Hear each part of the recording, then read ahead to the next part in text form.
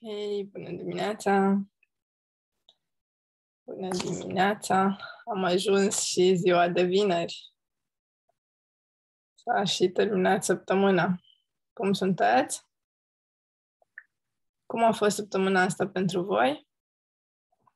O secundă, să fixez eu ceva aici la mine.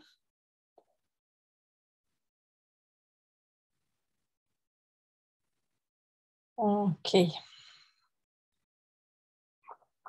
Eu am avut o săptămână bună, pot să zic așa, și m-am gândit astăzi să citeam o carte și am văzut o frază acolo și am zis, uite, ce idee bună să vorbesc dimineața, și anume despre hrana pentru suflet. Cu ce ne hrănim noi sufletul? Pentru că de foarte multe ori observ că uităm să facem acest lucru. Ne hrănim fizic corpul sau poate nici nu ne hrănim și doar mâncăm. E o mare diferență între a te hrăni și a te alimenta, doar să mâncăm, dar cu ce ne hrănim sufletul? Pentru că este important. Și am zis să vin cu provocarea asta în dimineața aceasta și să vedem fiecare, să vă provoc, pentru că tot vine weekendul, să fiți atente cu ce zilnic, cu ce vă hrăniți sufletul. Și chiar să mergeți mai departe și să vă faceți o listuță așa, cu câteva alimente importante pentru suflet. Făcând exerciții cu mine și lucrând cu mine, am observat că uit, și poate vi se întâmplă și vouă, lucruri simple, care ne aduc bucurie în suflet, care ne dau o stare de împăcare, care ne fac bine. Cum ar fi să asculți o melodie care îți place foarte mult sau care îți aduce o stare bună. Cum ar fi să stai 5 minute cu tine și să te întrebi ce nevoie ai tu astăzi? De ce ai tu nevoie ca să te simți bine? Ca să te simți împlinită, ca să te simți împăcată.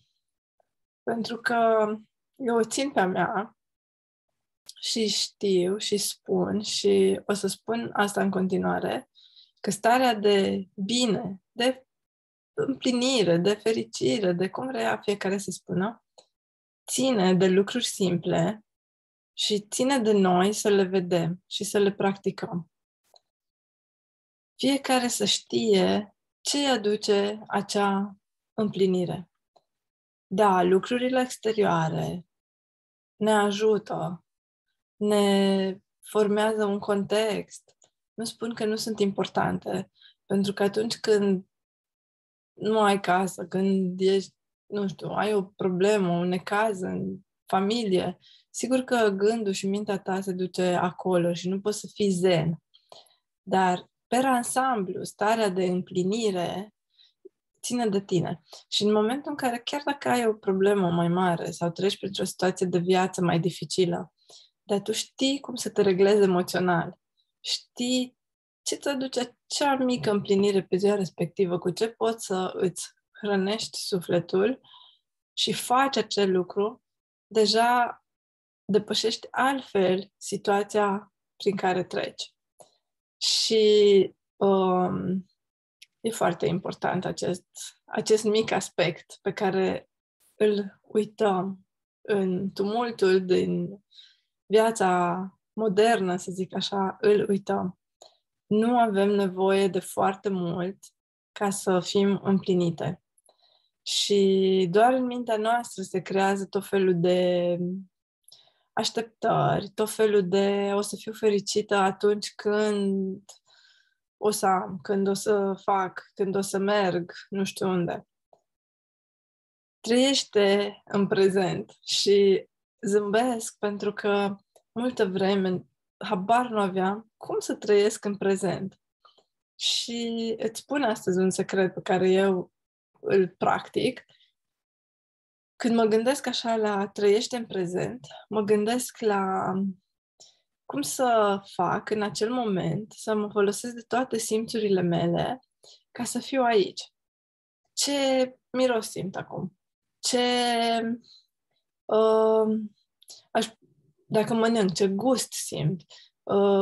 Tactil, ce pot să fac? Ce aud în jurul meu? Deci mereu, chiar dacă poate speli vase, revină acolo, nu te duce cu mintea la ce mai ai de făcut și la ce unde ai fost ieri sau ce s-a întâmplat la job sau habar nu am.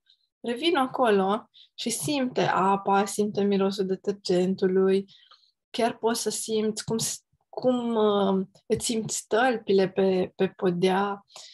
Un exercițiu foarte bun este să te gândești, ca să revin prezent, este cum mă simt acum, cum se simte corpul meu.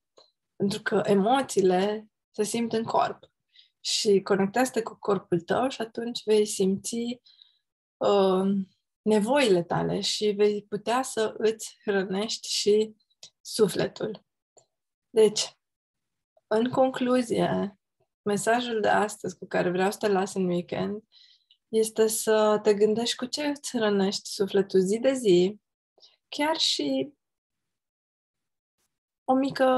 un mic timp, 5 minute, 3 minute, ceva ce faci pentru sufletul tău ca să-ți aducă acea stare de bine, de împlinire, de satisfacție, de liniște până la urmă, cred că despre asta e.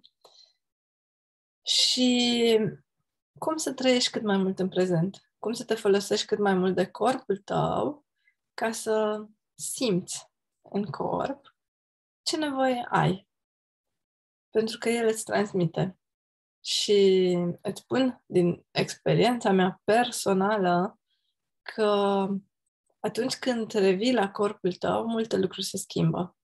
Indiferent cum e corpul tău. Pentru că cu atât de multe persoane am lucrat și chiar și eu am trecut și încă lucrez zi de zi, pentru că cred că e un proces normal, dar se vede progresul foarte mult în ultimii ani, de acceptare a corpului, așa cum este, de conectare cu el.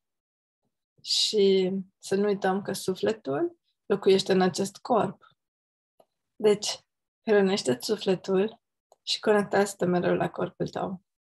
Un weekend minunat și abia aștept să citesc în comentarii dacă vrei să împărtășești cu mine care sunt practicile tale, dacă îți amintești de sufletul tău zi de zi, care e starea ta. Săptămâna viitoare e ultima săptămână din luna iulie în care ne vedem la ora aceasta dimineața.